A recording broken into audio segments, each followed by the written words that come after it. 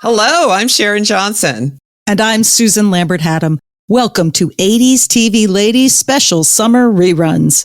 Sharon, we're supposed to be on vacation right now. Aren't you in Hawaii or Europe or somewhere? Oh, not yet, but I am actually out of town visiting my mom. That's so cool. I'm going to be heading to Atlanta to see friends and family. And then the summer is going to be over very soon, and we'll be getting our teenager ready for his senior year of high school. Hey, what a crazy, nutty, insane few weeks it's been. Once again, the world has turned upside down and changed 3 times, but this latest change has made me very, very hopeful and excited. Me too. Kamala Harris is running for president of the United States. Let's make it happen. We are not going back. If you're so inclined, and we hope you are, you can join the Kamala Harris campaign at kamalaharris.com. It's amazing. $200 million in like a week and 170,000 signing up to volunteer for the campaign. People on Zooms, and it's been pretty incredible. Thank you to President Biden for being a spectacular president and once again being the true statesman we need in this time of chaos, who put the good of the country over himself. What an incredible man and president, and his decades of public service are unmatched. We've been so lucky to have him in the White House. And I'm very excited for him to finish out this term strongly. Absolutely.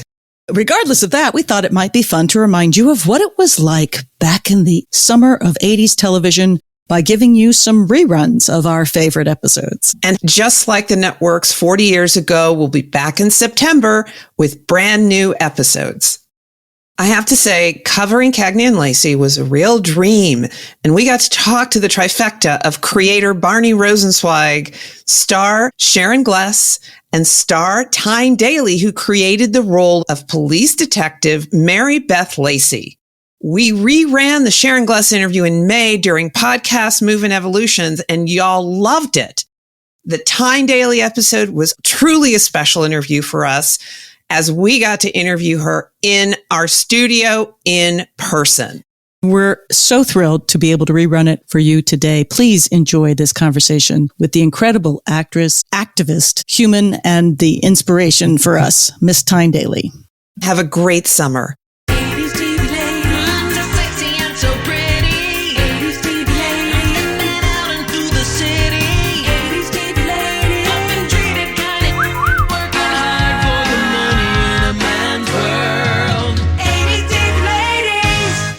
Hello, and welcome to 80s TV Ladies. I'm Susan Lambert-Haddam. And I'm Sharon Johnson. We hope you are hanging in there and finding joy. We are super thrilled to be looking at Cagney and Lacey. We have such a very special guest today who is here in our recording studio right now. And by our recording studio, we mean my garage office. That's correct. Cagney and Lacey was a groundbreaking 80s show starring Sharon Gless and Tyne Daly that won 14 Emmys. This detective drama ran from 1982 to 1988 on CBS and examines both the cases and personal lives of 2 female police officers in New York City. It also spawned several TV movies. Let's get started. So to that end, our very special guest today is Tyne Daly.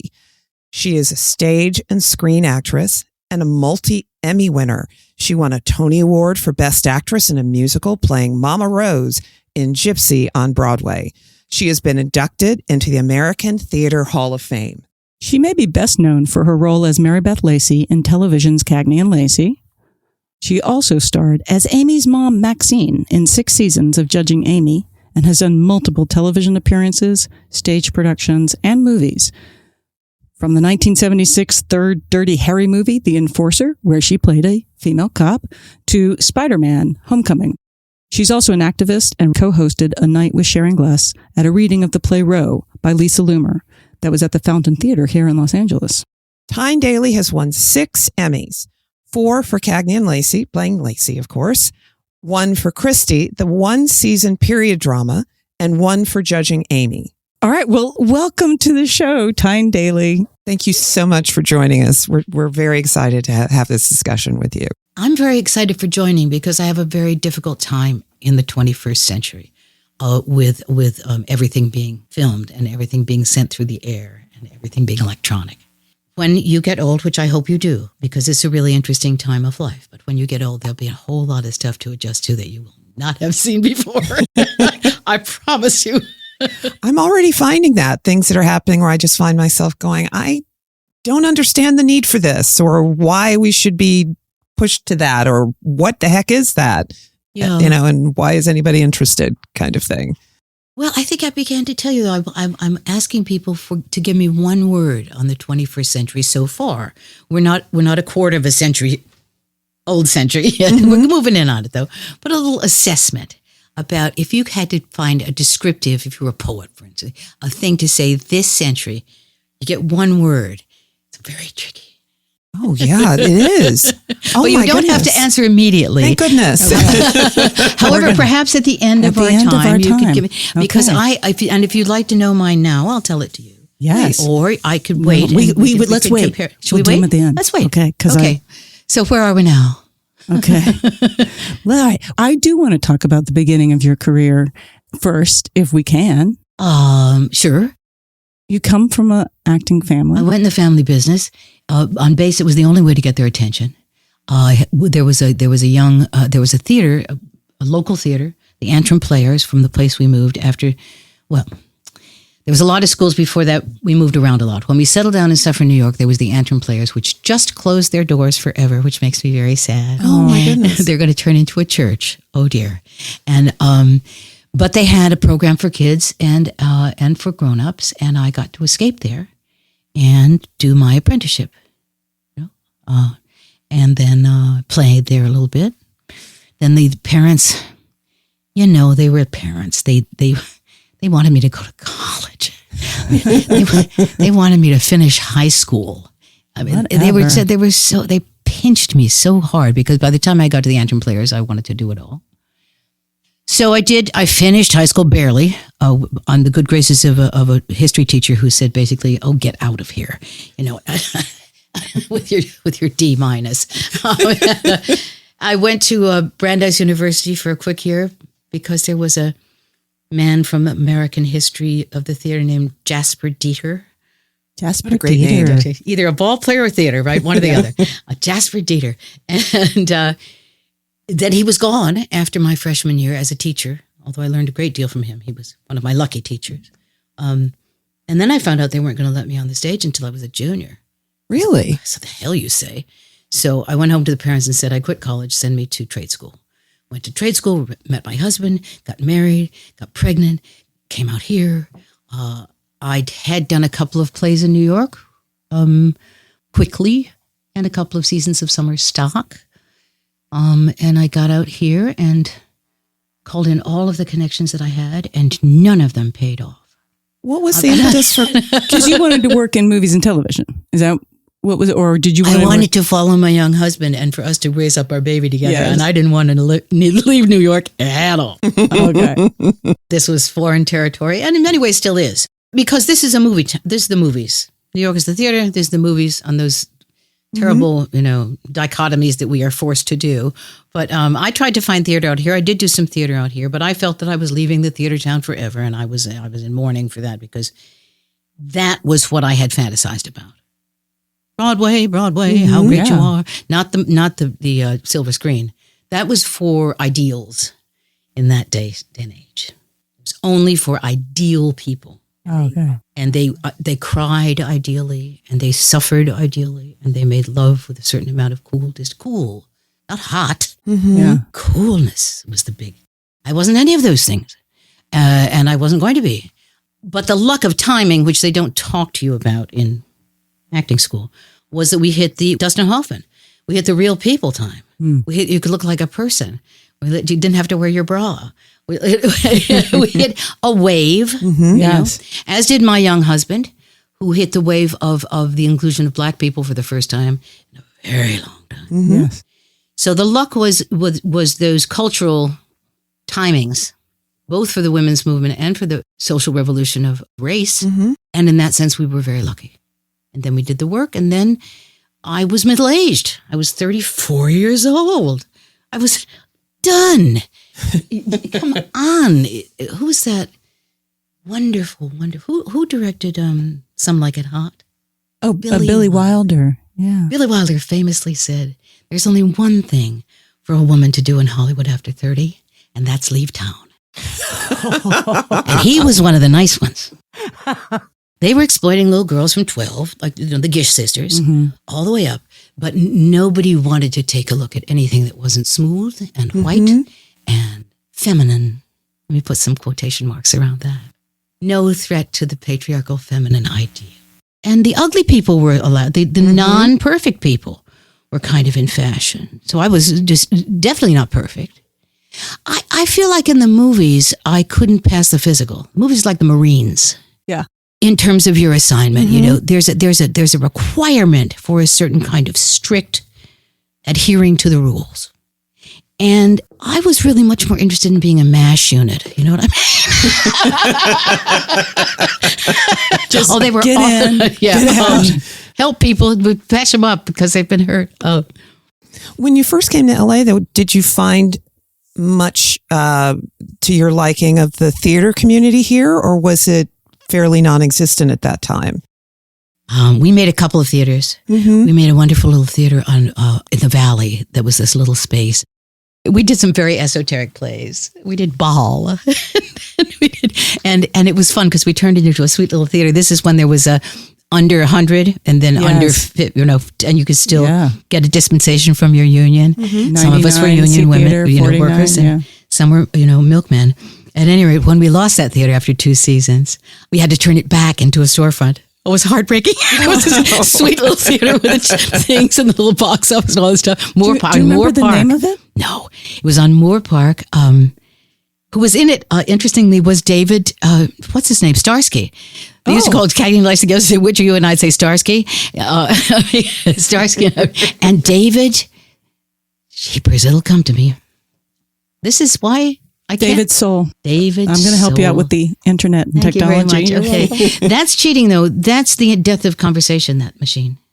Because people don't, what's his name, who's in that movie with, she was married to, that fellow who did the thing that he was doing. He worked for, at that studio.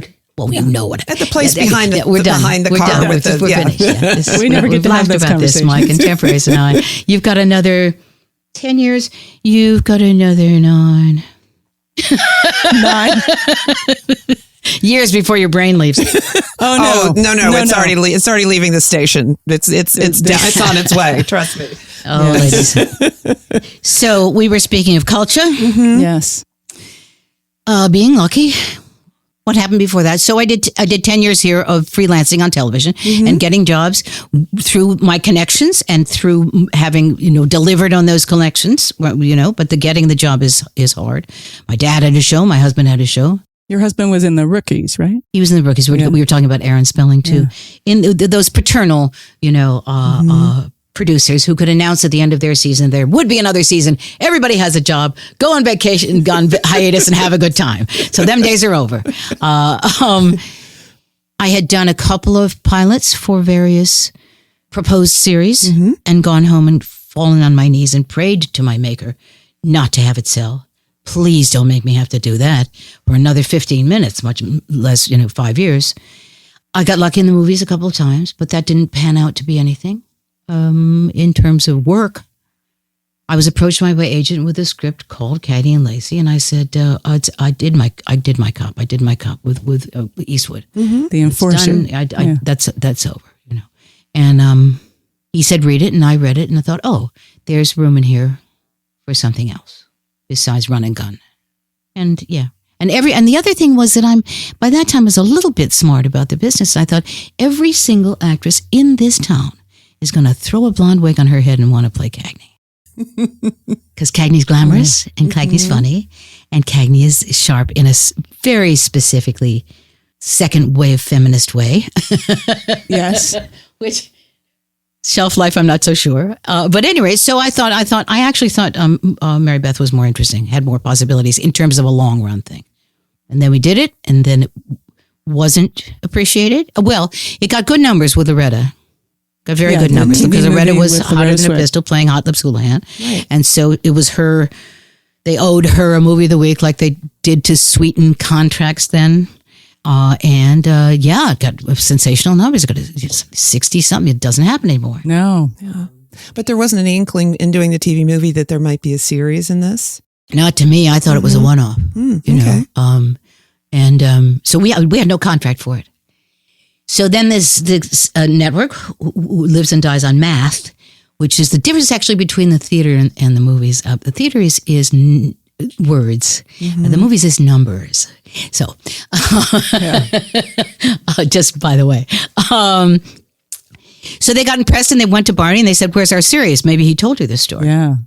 And he said, "I don't have Daly, I don't have Swit. What do I do now?"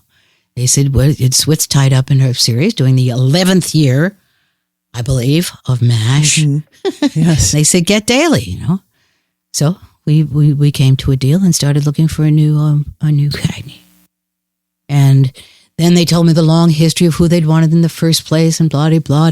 That's 11 times told tale. But so then you did the first season with Meg Foster as Cagney. Yeah. And this was your second run as Lacey. What changed for you for that character between the movie and the show, and then with the different Cagneys?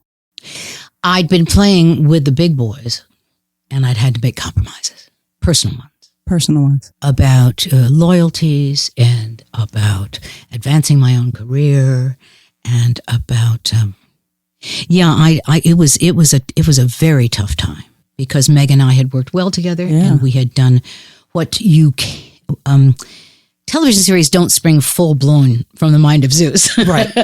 There's an idea, you do it, and then, as Amy Brennan once said to me famously, she called me up after we were picked up for judging Amy. She said, "I know what it is now, Tyno. We have to keep doing these." I said, "Yeah, baby. We do at least 12. It's a whole different animal. So I thought we were done and we weren't done. And I was for about a minute and a half, or a week and a half, in on the casting process of the new Cagney, and I was still aching from Meg and I, because I thought we'd sort of started to figure it out. Yeah. But there wasn't any start to figure it out. There was deliver,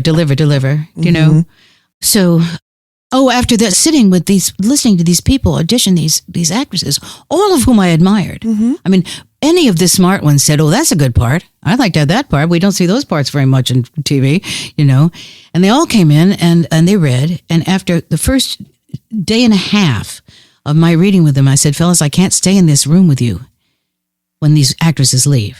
I cannot listen to you speak about these women and these workers. I will go down and get them from the waiting tank, and I'll bring them down to you, and we'll read together, and then I'm leaving." Because I did not have the soul of a boss. Yeah, it was brutal. Do that to my shoulder hurt from trying to protect them physically from these assaults on their personhood that to me had very little to do with acting. At any rate. So I'd had an encounter with the powers that be. Yeah. And I'd been threatened with a court if I broke my contract. And what was his name? Harvey, not Harvey Purr, that's a playwright. Harvey Lacey, that was my husband. Harvey Weinstein, that was a bad guy. One of those Harveys. Harvey. He said to me over lunch at some very fancy place, I was knitting, like a mad thing about my knitting. He said, "Well, would you like to be working for me next year, or would you like to be in court?" Is this because you were like, I was saying Meg. I wanted to Meg over Meg. I said, we've laid the groundwork. We've done our thing. Yeah. We're just beginning to roll with it. This is going to work. It's going to be great. She's a team player. She's in. Yeah. She's my Cagney. Little did we know. Anyway. Oh God, it's a long time ago. And the struggles were real, and the struggles were mostly about trying to make a better product. Right. From everybody, I think now. I'm a little kinder. But at the time, since you were so personally involved, this is you're going to be literally your partner on the show. And it's not just it's hard to be objective about it in that way because it's different for you than for the producers and everybody else involved. Well, people say often don't take it personal. whatever it is.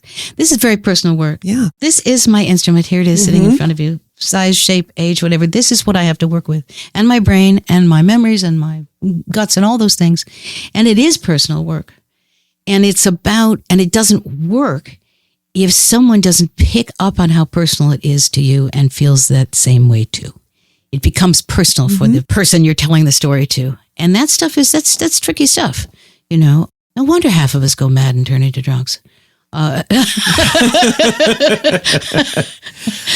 mean, I'll admit, until we started doing this podcast and started looking at Cagney and Lacey, either I didn't know or I just didn't remember that Sharon Gless was Cagney number 3 in the show. What was it? You didn't need to. That's good. That's very good. She became the one. She said they were the one they wanted in the first place. And she was tied up in a series of her own. We had met a couple times. I went to full courtship because I wanted the job for myself. Come on. I wanted it to work. I didn't want it to fall apart. Right. You know.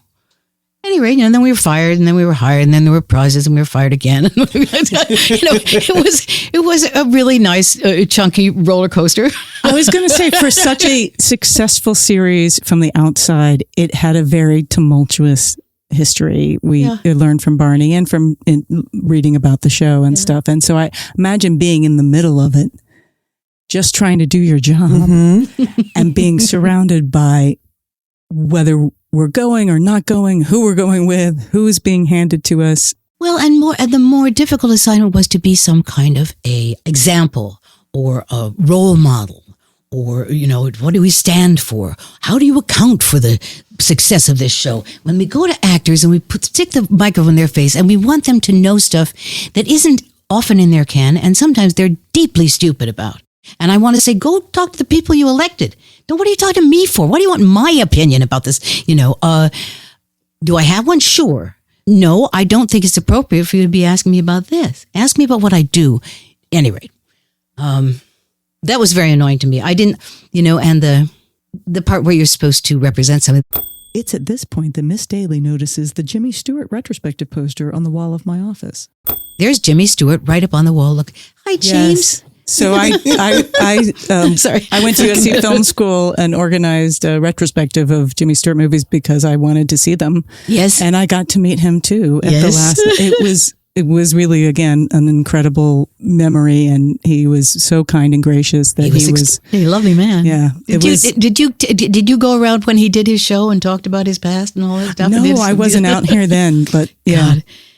It's a strange deal for actors and all performing artists, although we have film and although we have all of that recording devices, you only serve in your own time. Mm-hmm. I could not have served in the 30s and Betty Davis could not serve now, couldn't get a job. The styles change. I had a very smart friend who said to me once, styles change, but the truth does not. So you can see the truth tellers. In the movies and the theater. And I think it's one of the, Cagney and Lacey holds up. And I think it's because you guys are truthful in your moments. There's truthful moments. That's what we were working for. Yeah. And it comes through. And there's a whole lot of bullshit too. I mean, No, but the end of the season, we used to get to a point, me and Barney Rosenzweig, and we'd say, okay, so this year we did 22 or 24, whatever. And which ones would you keep? If you would keep 8, you were doing great. If you keep 11, that was a very good season. And it was gone down into around, well, I'm not proud. Then we jumped the shark. Then it gotten silly. Then we were grasping at straws. And I wish we were more then like the English are, to say this story has a finite amount of time to tell. Yeah, I'm of two minds of that though, because as a television consumer and a lover of television, I'm happy to spend as much time as I possibly can with these characters that I like, these shows that I enjoy. But at the same time, it is nice when the expression about going away before you're missed or before yes, right. Yes, right. let them miss you as opposed to want you to go away. Leave them basically. wanting more. Yes, exactly. I understand that as well. So I'm always of two minds when it comes to that. Because yes, I would love to spend as much time with characters that I enjoy and shows that I enjoy as I possibly can. But when you're doing 22, 24 episodes a season, they're not all going to be, keepers because of the runaway train that is television production. So there's just not a lot of time for that. But it's still lovely. Well, when my daddy started doing series television, they did 39 episodes a year. That was the hiatus was 52 weeks, cut in quarters, 39 episodes, hours. And he was on an hour show. And so then I saw it slip for him when he was going out to the coast, and it became 36, and then 34, and then 28. That was a big dip, And but it's changed again. Now it's 6. And maybe 11 was what I was thinking about The Sopranos. 11, how did, all that same money, all that same amount of time and money makes things excellent. Yeah. But yes, we had, when Sharon and I did 3 shows together, they showed 2 of them on television. And then Barney begged to have the 3rd one also shown, And my friends thought I was lucky because they were only making 2, of which it's the business. I know far more about this business than I want to. I never wanted to know anything about show business. I wanted to pretend to be somebody else. And so, I just think that's not uncommon impulse. I wanted to disappear into somebody else and show off at the same time. See, that's... Oh, yeah. Look at me, don't look at me. It's one of the nice dichotomies. I used to say, the impulse to show off and the willingness to disappear. But in terms of reality television, if I was remotely interested in reality, you think I would have been an actor? No. Let's pretend and have dress up. Let's have fantasy land. Old school. So that reminds me of an interview that I watched with you where you talked about one of the first things you do is find the voice of the character. And your voice is so amazing, right? But I love that thought that's how you approach. Well, it's not so much as finding the voice, is hearing her. And the hearing of her doesn't come just out of my brain alone or auditory hallucinations, as we say. It comes from the page. It comes from the written, what's on the page. And I'm, as I say, I'm not a visual. I'm an aural learner. We used to don't talk about that. They just started talking about that with my little girls. What kind of a learner is she? Slow? So yeah, I often, music, the auditory thing, is a stimulus for me more than the visual. Whereas my young husband, George, I used to catch him, standing in doorways, staring into space, and I knew he was directing. I knew he was, seeing it, trying to envision it. Yeah. Does that answer your question? Yeah. I'm sort of fascinated by actors' different approaches to creating these characters. And Mary Beth is such a subtle character in a lot of ways, much more than Cagney. Cagney is sort of through the door first, I guess. Yes, right. Well, maybe in cliche, Cagney's a little more available, because she's more showy. Lacey, I just liked her. And I also thought she was doing a struggle that I was involved in myself, but on a being an actress level, not on being a housewife and with a second job at, the local hotel cleaning brooms. Yes. I mean, she was trying to do that particular juggling act. I'm not getting to it, of the 80s woman. You can have it all. And that wasn't true. You certainly can't have it all at once. You can have it all very quickly, one after another, if you have an endless supply of energy and good temper. She was throwing herself up against a bunch of walls with her husband and her kids and her work that I thought was worth telling stories about. And then, what do you know? A whole lot of people wanted to hear stories about themselves on TV. What a surprise. I know. And they wanted to see themselves reflected. They wanted to see women being real in their lives. And everybody else too. It's a crack in the. I'll read the statistics of our union still. How many stories are told about the white male in the society, and we reflect. Some people think television's leads.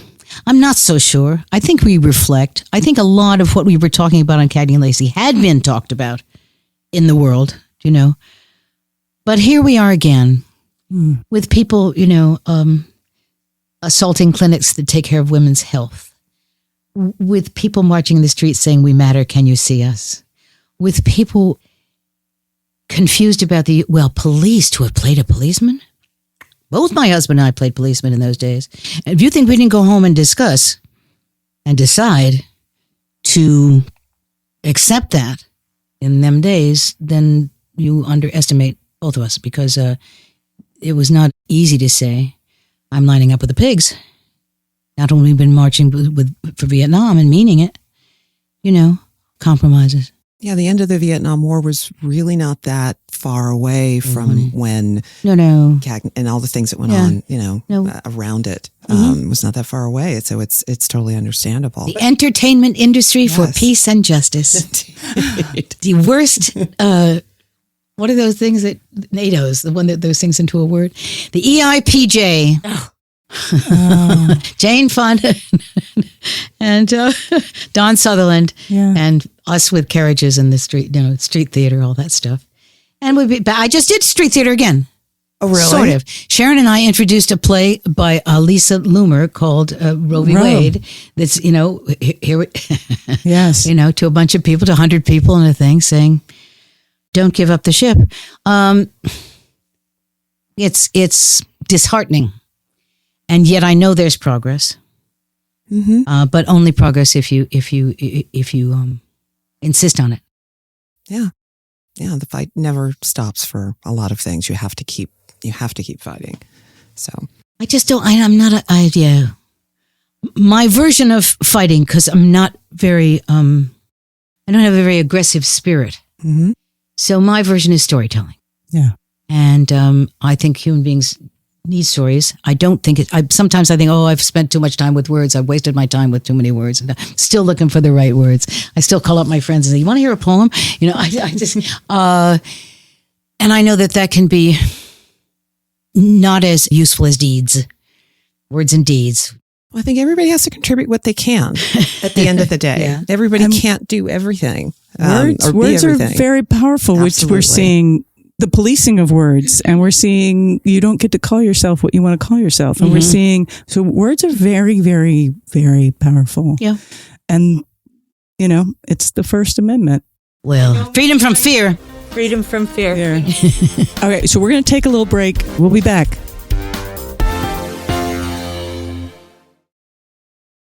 All right, welcome back.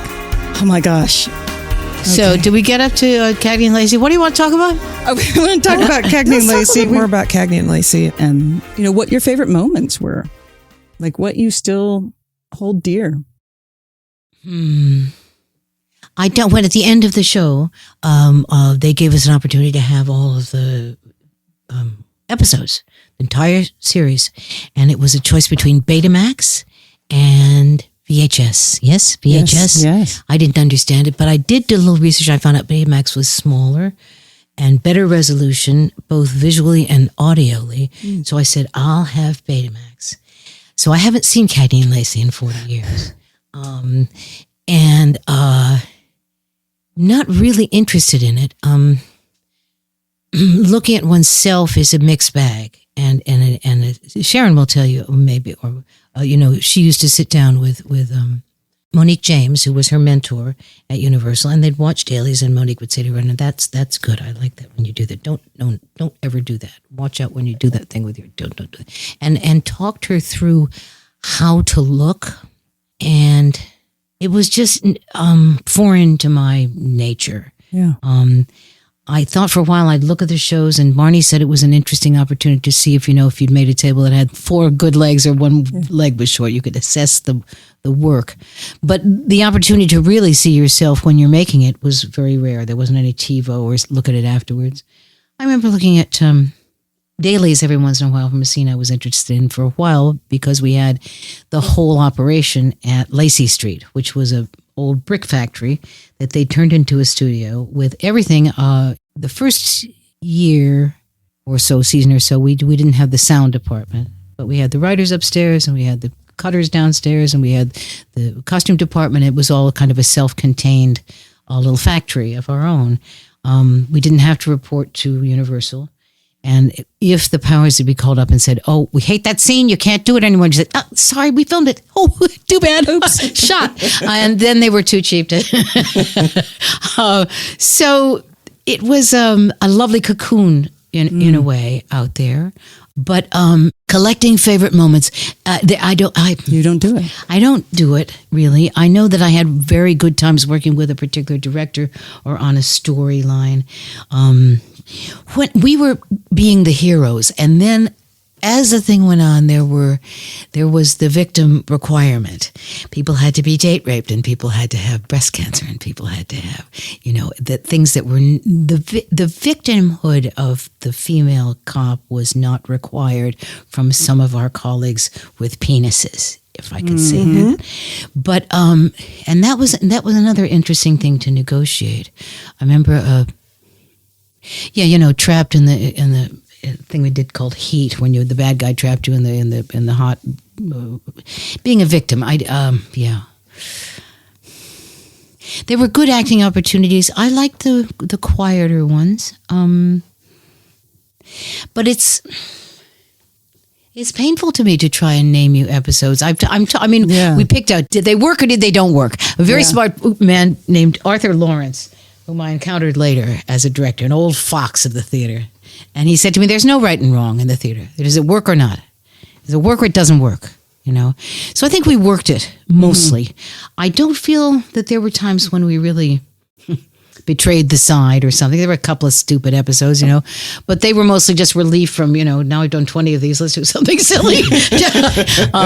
We did a lot of laughing together as workers. We had a good tight crew, who knew each other for we lost people, but that they held together mostly. You had some really, you had for the time, a number of female directors and writers. We did. We tried consciously to hire female directors and ADs and stuff, and to help on that, front in terms of technology. I don't know if you remember Karen Arthur. Of course, we're going to be talking to her. Are you? Yes, good. She's in New York now, as far as I know. Last time I saw her was in New York. Yeah, well, I think she'll be zooming in, so I don't know exactly who she is, but yeah, she was one of our regulars. So you mentioned you were talking about how you really never really watched the show, if I'm remembering correctly. Yeah. So is that consistent across the work that you've done on film and television, that you haven't gone back and after you finished it, gone back and watched it? Pretty much so. I mean, we had a couple of movies, a handful of movies that I've done. Some directors have dailies in the olden days, which was kind of another communal activity. Come and have drinks after the thing and watch the day's work. God, it's such weird work because I prefer the theater where you don't have to look at yourself. When they look at you, and in fact, they're not even allowed to take your picture unless they're doing it on the sneak.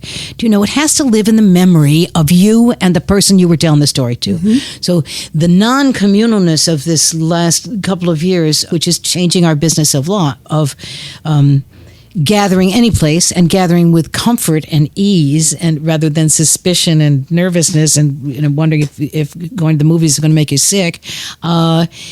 That's something I'm kind of looking at from the margins, because I'm not, but I have done enough work to see how different it is. I did. This guy wants to know about burn notice.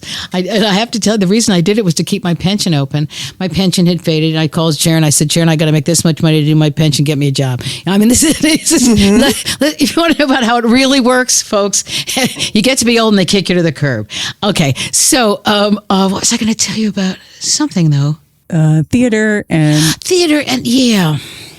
the recording of an experience so that you can look at it again and again is very different than having it have to last in your memory. Right. And you could retrieve what you can. And I understand that, there are kids who are recording their teachers in college class instead of taking notes.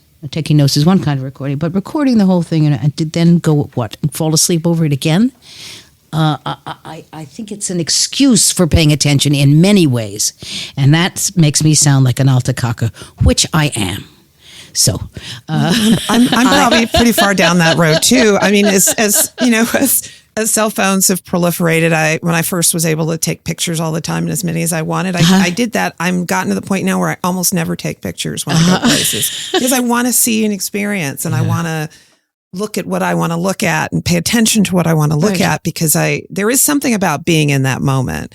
And that's one of the beauties of theater over film, as much as I love film and television and filmed entertainment. And it's lovely to see things again. It is. It is absolutely wonderful to see great performances and all that stuff. I don't mean to be religious about it. But I think there have been a number of actors who've talked about how they don't watch themselves. They don't. So you're definitely not alone. Yeah.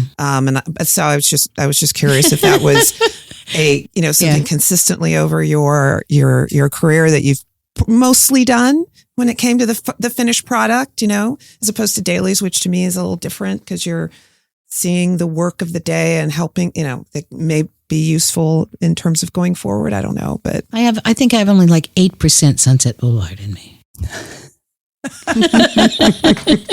Just enough. That's just enough. Yeah. That's not my favorite form of fun. Mm-hmm. Let's say that. No, understandable. Sure. So let's move on to theater because I want to talk about Gypsy and I want to talk about what theater has meant to you over the years, and because you've done a ton of theater. I've done some, but I also there was this distraction of my husband's career was out here. My career turned out to be about television and a little bit of a way, the movies where I couldn't pass the physical and to be a Marine, which I remember reading something about Demi Moore. Saying that she was a hands-on mom, and she also spent 8 hours a day in the gym. I thought, baby, how do you do that? How do you do that? Which 8? All in a row? How many hands? I don't know. I just didn't. It amused me. Anyway, I couldn't figure out that kind of juggling without a lifestyle that I wasn't designed for. Very bad at delegating responsibilities and asking other people to do my shopping. At any rate, so the theater and the movies, I've been very lucky. I've gotten to do some of each, but my yearnings for my dream time, as I said, was the theater, not the movies. Not to be on the silver screen, but to be in, on the Broadway stage. And the music part was fun, and getting up for it was fun, and retraining again, to make the cabarets was fun, and. So I wasn't required to choose to say to do this or this. I was happier being a jack of all trades. And I think that was, that has changed. It used to be you were doing television, you did television. If you did movies, you did movies. Oh, yeah. Theater, there was a lot more snootsiness about it until Laurence Olivier sold cameras. Oh, okay. Until old Larry got that ad for Polaroid. There were inroads were made on what was the fancy stuff. And where you earn the monies and where they want you. So, and the theater takes a different kind of energy. I don't know that I could do the first act of Gypsy without falling over. These days it's just you age out of that part of it. And the memory fades, and the attrition of old age. But hopefully, I was interested in telling stories about women from the beginning to the end. I didn't like cutting out and leaving only the 15 years between 15 and 30. Yeah. That those were the only ones we looked at. 15 and 30, yeah. Very few coming of age things for girls. Yeah. Very few getting through the middle passage for girls. Yes. Very few after I can't make you babies for the girls. And very few old wise hags. To add a little bit of the female spirit to the overbalance of male stories about how they figured out the world and how they run the world and what is necessary to run the world. I had a thought the other day about the Bible and the Constitution and all of the things that are rolling around in our society right now, and the great words. And I thought to myself, I wanted to say to the founding fathers, who told you that story? And they'd say, my dad. And I say, well, who told him that story? And they say, oh, my dad. Your dad told you that story. We've all been listening to the dad stories for a long time on the version of what's creative, what's nurturing, how do we get to be better people, and so I thought there was room for the mom stories, particularly the mom, not the girlfriend, and not the rival for the job. Well, it was such a big part of Lacey, and there's a again, rewatching these, there was a line that struck me from one of the episodes where she constantly questioned whether she was being a good mom, but there was like I thought I was stronger than this. I thought I was a good mother. As a mother and a stepmother and a working person and a thing. I was like, yes, we're constantly asking that question of ourselves. Yeah, serving all these masters and wondering if you're failing them all. It was a condition and still is a condition of a lot of people. And I know that's not that men don't question themselves or that they don't, blah, blah, blah. But the running of everything, and the recent being instructed that I'm a second-class citizen, officially now, from the highest court in the land, is painful to me. And my daughters and their sons.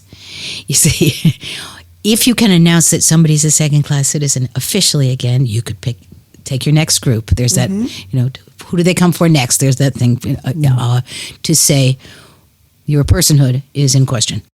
Your citizenship is in question. Your value to the community is in question.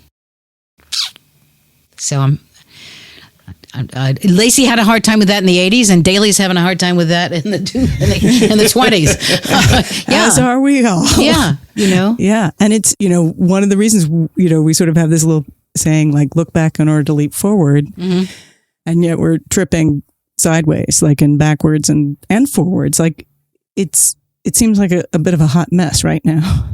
Yeah, well, maybe it's always a hot mess. I just... It's the idea that and it applies to the acting game, right?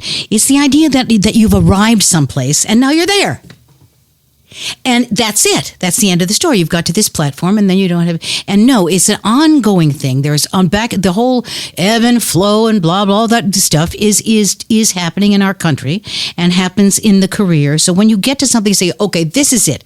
This is what I do. I live in New York City and I do bad plays. Oh no, this is what I do. I go and sell out in Hollywood and make money and win prizes and get famous. And that's, and that's it for, no, there's no arriving. And how to be of service. I always wanted this to be a service job. That's how I was brought up. Human beings tell stories to each other about themselves because they need it. Yeah. And more importantly than that, for me, was, human beings come to the theater to watch actors because they've all been actors. All of them. Even the starving ones have pretended to be somebody else and to get themselves out of this condition and have played dress up and have, shown off. They've all forgotten. We're the ones who remember how to play dress up and show off and be silly, and they come to get that from us, but there's no arrival at some law. We were so innocent that we thought we would change the laws and we forgot they could be changed back.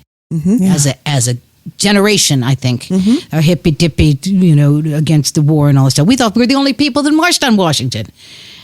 Ever. We forgot all about them Civil War soldiers who never got their pension.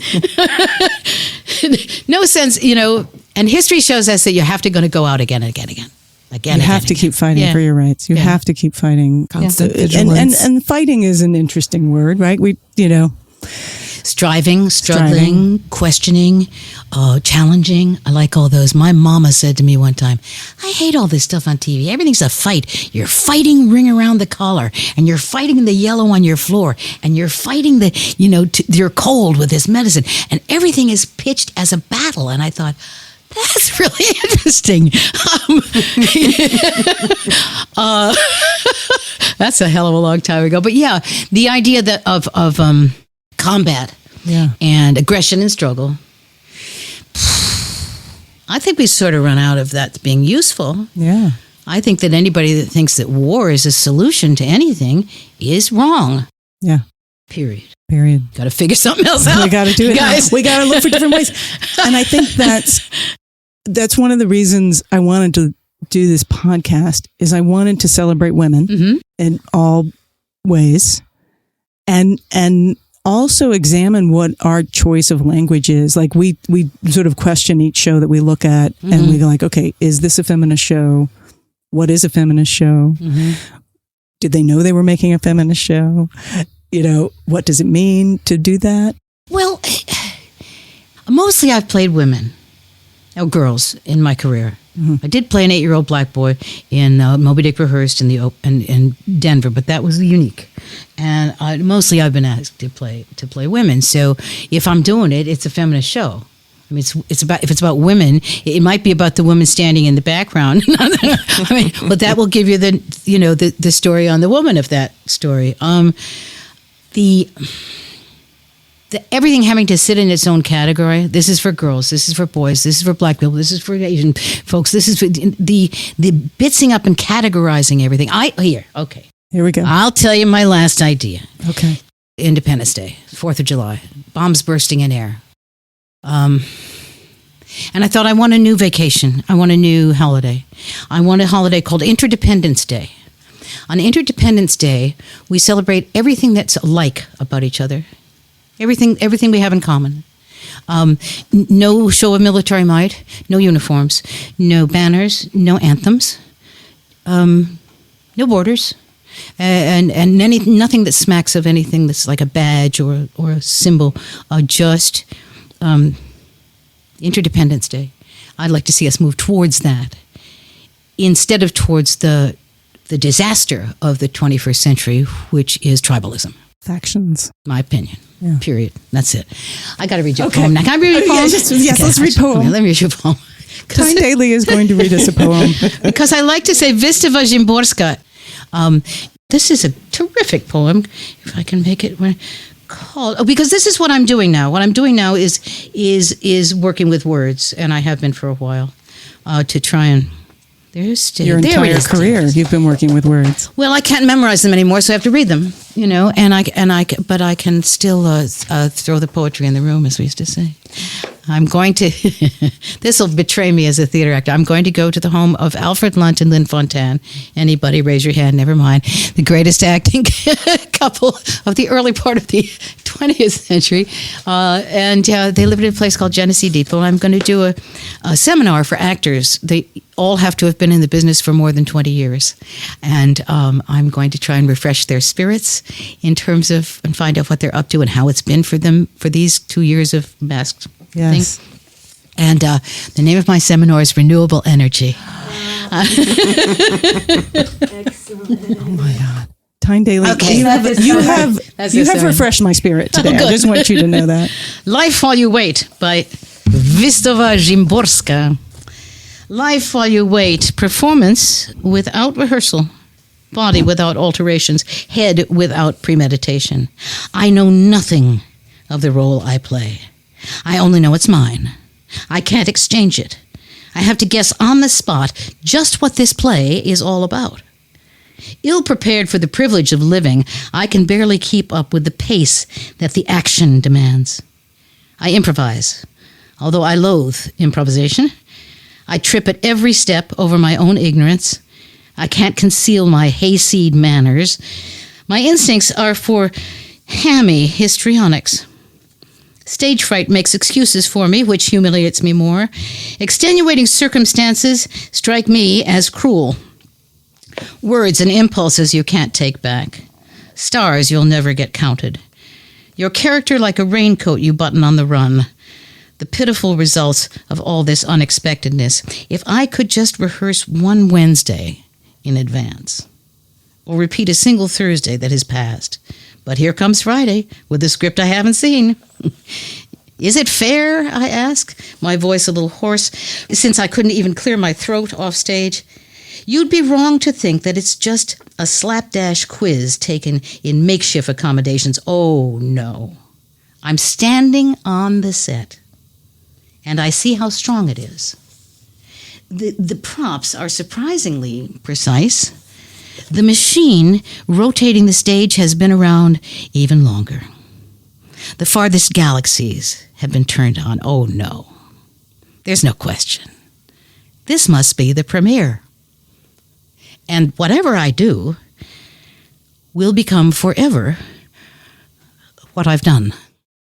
That's awesome. That's awesome. Cheers. Thank you so much. Oh my God, thank you so much. That was absolutely beautiful. Szymborska. Oh, all right. Will you say the name again? Her name is Vistova. Okay. Wistawa. Vistova. Szymborska. Szymborska. Please tell me you've done audiobooks. I have not. I failed completely. Oh, this is a funny story. They approached me once to do an audiobook for new mothers, and it was a little book of contemplations, so that you could read about how you. I said, if this new mother has 10 minutes a day for herself, she's doing better. She don't need this book. God bless her. Well, that's been my experience. Them 10 minutes don't go until the kid is 35. Let's be serious. Okay. Oh my goodness. Oh, wow. No, and I listened. We were doing a long distance trip, and I got books for the girls to listen to. We were driving my daughter back from school in Wisconsin, and I got Ruby Dee doing Their Eyes Are Watching God, and I love Ruby Dee. And I worked for her and for Ozzy and stuff, and I got it. The thing made me fall asleep. Driving, and it was like a supper. I can't. Yeah. So I say I listen, but I can't. Very few books on tape move me. I find it hard to listen to nonfiction audiobooks. Yeah. Fiction audiobooks I find easier to listen to. Maybe because it engages my imagination in a different way as opposed to trying to take Their Eyes Are Watching God. Come on. It's hard to be for... What else? Jim Dale. Do you have Jim Dale in your mind? Yes. He did all of the voices for the Harry Potter. Yes. Something like 309 voices. I thought, what kind of a thing is that? Those audiobooks are amazing. We listen to them with our boys. But he said he recorded them and managed to remind himself of who everybody was. Sometimes he'd lose a voice. That kind of gift is just amazing to me. Can I ask you really quick? I know we got to wrap up. The Bread Factory 2-part movie, like such a charm. Like how did that happen? Did you have fun with that? I did. I love Patrick Wang is a lovely genius filmmaker. You should see his film called In the Family. Oh, yummy. And then there's one called The Grief of Others. But Bread Factory was shot in under 30 days with 210 speaking parts. It was a miracle. With dancing and singing, carrying on, and I got to it through my friend, like happens a lot in my business, my friend Brian Murray, gone from us now, but a great actor. And he had done a piece for Patrick in, I'm trying to remember which show, and I think it's the first one, In the Family. Just lovely. And that was such a brilliant, two movie. You shot both movies at the same time. We shot them back to back in a breathtaking amount of no time in a tiny, and Janine Garofalo, funny people, who just came because they were charmed by the material, basically. Anyway, it was a favorite. Where did you see it, for God's sake? I found it streaming. Okay. Because that's the great thing about streaming. You well, can let find us know things where. I will when we do our audiography. I will because I have to look it up again. I think I have to see it. A Bread Factory Part 1 and 2. Yeah. It's about a local arts center that these two ladies run together and have forever, and where kids can draw and paint and sculpt and act and sing and carry on. And it's being threatened by a consortium of modern entertainers who are pretty electronic. At any rate. Okay, so it's 3 questions. You can't name your own shows, but is there an 80s TV ladies-driven TV show that resonated with you. And I can remind you of some to get you going, like Golden Girls and Murphy Brown, China Beach, Designing Women, Remington Steele. Or were you too busy being a mom and making TV? I have never been a regular television watcher.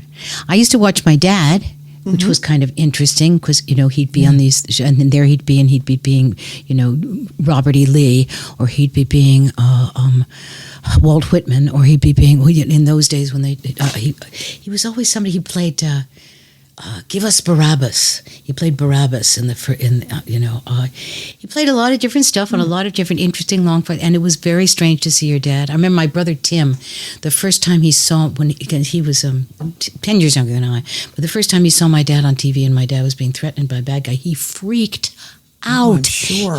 He couldn't, Truth and Illusion, he couldn't make the thing. Even Daddy was sitting next to him, and he couldn't make.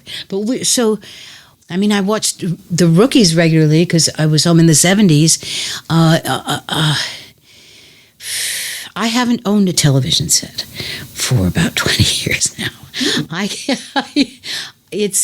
And I don't mean to be graceless about it. And Sharon tells me all the time, there's such great things on TV and you have to see these shows. I think I saw 3 Sopranos. Is there an actress? I like those actresses on Designing Women. I thought they were terrific. And Sharon's in love with, what's her face, who's doing her new show? Jane Smart, who's a wonderful actress. And occasionally, it sounds like I sometimes feel I'm an ingrate about this because I do love to go to the theater and I love it when it's good and I love to see the actors afterwards and stuff. But sorry. That's okay. Nothing to be sorry about. Nothing to be sorry about. Who's Alex Trebek? I watch Alex Trebek faithfully and go to sleep afterward. He's gone now. What is that? I thought that would be a great job. I would love that job, but they wouldn't let an old lady do it. But I think I would like it. Trivia. Yeah. Do you know trivia? Yeah. Is there an actress out there that you wish you could work with or wish you had worked with? I've enjoyed the ones I have worked with that are real famous. When I was a kid and came out here, I was leaving New York with my 3-day-old baby. She'd been born while her father came. He came back. He was out here earning the money to pay for her. And I was in the airport, and there was this. It wasn't Playboy. It was another kind of men's magazine like that. Less sex and more gentlemen's GQ, possibly GQ. And there was a picture of a woman on the cover, obviously naked, the part we couldn't see, but she had her stuck in a big trash can. And so her legs and her arms and her, were hidden by this corrugated, is that what they're called? Yeah. Galvanized, a huge silver trash can, and her long hair and her stuff and kind of posed. And the headline was, "The California Woman Through at 21." And I was 21. I'd had my first baby. I was just turned 21. And I was going with my baby to California, and I wondered, why am I going to California if I'm already through? And then I would sit and I had my baby and we had our little thing and we were trying to have no money. George was working as a janitor and there'd be these fan magazines and they'd say, and here was the new actress and here was the next new actress and here was this other new actress and I kept saying, not me, no, not me again. But I didn't want to be them. I didn't want to turn into Meryl Streep. Right. Meryl Streep had already done that, There's a little card that says, "Be yourself, everybody else is taken." Yes. and I just wanted to be there with, in the mix. But I wasn't envious to be somebody else or to admire somebody else. Not that I haven't had fun in the theater and had people move me and tell me stories. Yeah. But I just, I really don't have anybody that I wanted to be like, or wanted to have their career instead, everybody wanted Angela Lansbury's career, but I I think a lot of people want your career. Well, they can't have it. You're very good at I'm almost dead. And second of all, it's taken, there's no repeats. You can't put your foot in the same river twice. All that stuff is true. Yeah. So I loved seeing there being more stories for women. I'll tell you that. I love those. I love seeing those girl cops on LAPD thing and stuff. I mean, the cracks were being made. I was aware of that, but I didn't have time to sit down and watch it because I was busy doing it. Yeah. No, that's great. That's great. Last question. What's a moment that you've had that you felt like, is this scripted? Am I living in a television moment right now? You were on set all the time in television moments, but like one moment where you're like, that was so memorable or so like out of... That I felt like I was in a movie, you mean? Or like a movie or a television moment of drama. Well, I tell you what my brain thinks of because I'm not quite sure I understand. I remember George was doing The Rookies and was directing and got me a job. I had the in because I was married to the co-star. And we were doing a show. We'd been in school together from the time I was 17 or 18, and we were just babies. And we were doing a scene which he was also in. He was directing, but he was in it. And he came up and stood up next to me, and I said, "Hey, baby, it's you and me in the movies." And we had the best laugh. That I can tell you. There are moments when it's amazing that you're on the stage, or on the stage, you can't let that awareness in too quickly or you'll not know what you say next. At any rate, this work, it's good work. It's, lined up with other things to do for a living. It's not a terrible thing to do. Thank you so much. Again, we cannot thank you enough for this. Has been it's fantastic. something we've been looking forward to, and it's exceeded, I think, our expectations. Yes. So thank you so much. Okay. Cheers. So Tyne Daly challenged us to come up with one word to describe our time now here in America or on Earth. This first part of the 21st century. First part, in this time period, the first part of the 21st century. And then we forgot to come back to that, to circle back before she left. So I'm gonna get in touch with her and find out what it was, her word. We think Kevin thinks it's tribalism, which might be right. And now we have to come up with our own. The first word that popped in my head was change. I think I found my word. Turmoil. Because from the beginning, first we had 9/11, 2001.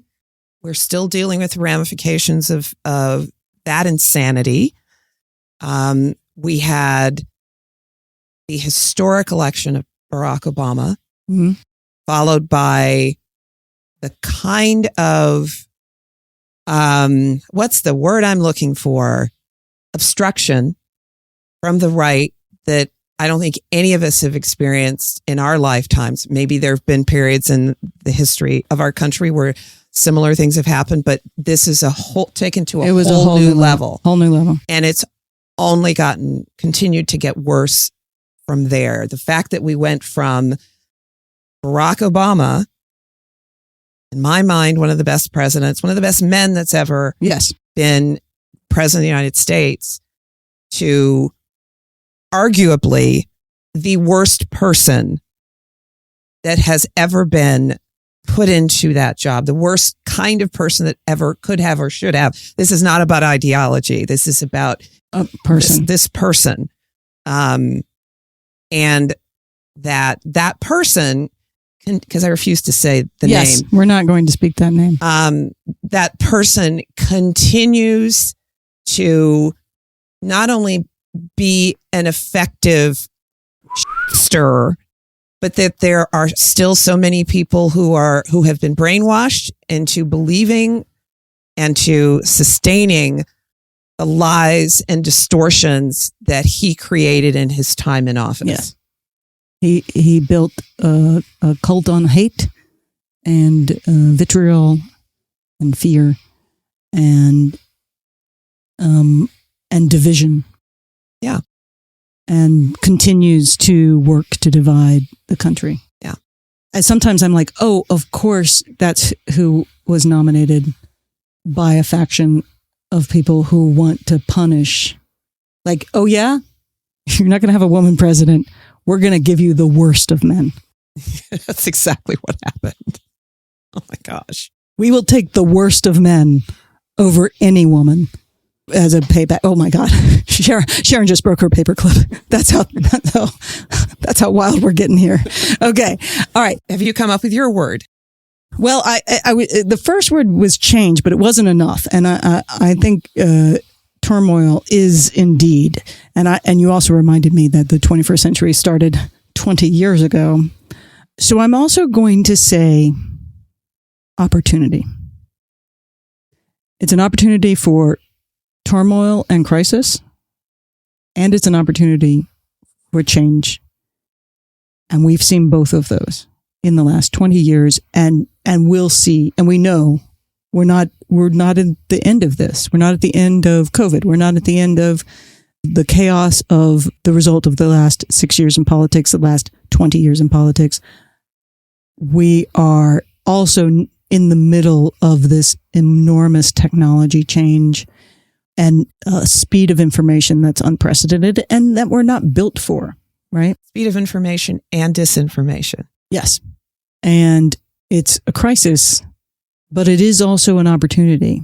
We are in this, I think the word that I can't come up with right now because my brain isn't working is something that represents both of those. Well, because you're right. There always is opportunity in chaos and disruption. There's opportunity there. It's just a question of, do you seize that opportunity to make things better? Do you, whether it be something big like the things we've been discussing or even in your life, it's hard to see it sometimes. It's hard to believe that it's there, but it is there. It can be there. And it's not even so much about the silver lining. It's about when things are breaking apart, it is a moment to rebuild them in a new way and to decide to do things differently. So I think that question, which again is sort of resonating from all of the stuff we talked about today, which is, how did we get here? Right? That's sort of, we're looking back to be like, how do we get here? And then how do we get out of here? I think is one of the other questions. And it's again, very serious conversation in mostly a light podcast, but the undercurrent of everything right now is a struggle to define the new way we are going to be. And because there is opportunity in these crises, because we can recognize things and name them in ways we couldn't. We can recognize that our healthcare system in America is not appropriate to the situation. It needs to be different. We can recognize that our involvement in government has to be more for the people, by the people, and of the people. We can recognize that these things that are breaking down are things that we can rebuild in a new way of looking at things. I don't think anybody is interested in doing the same thing. I'm seeing it in theater. I'm seeing people take power from their own place that is often a disenfranchised place, but they're now saying, I don't care. We're now going to unionize. I don't care. We're now going to demand not only these rights back, but more rights. And even though there's a lot of work to divide us into these factions, there's a lot of people that are saying, no, more people in my history than I remember ever are activated, are engaged, are paying attention. And with that attention comes the opportunity. And I'm seeing really exciting people running for office and really amazing people stepping up and finding their voice in their community in a way that I think is not what I saw happen in the 80s when things were falling apart, and in the 90s when people were sort of ignoring that things had fallen apart.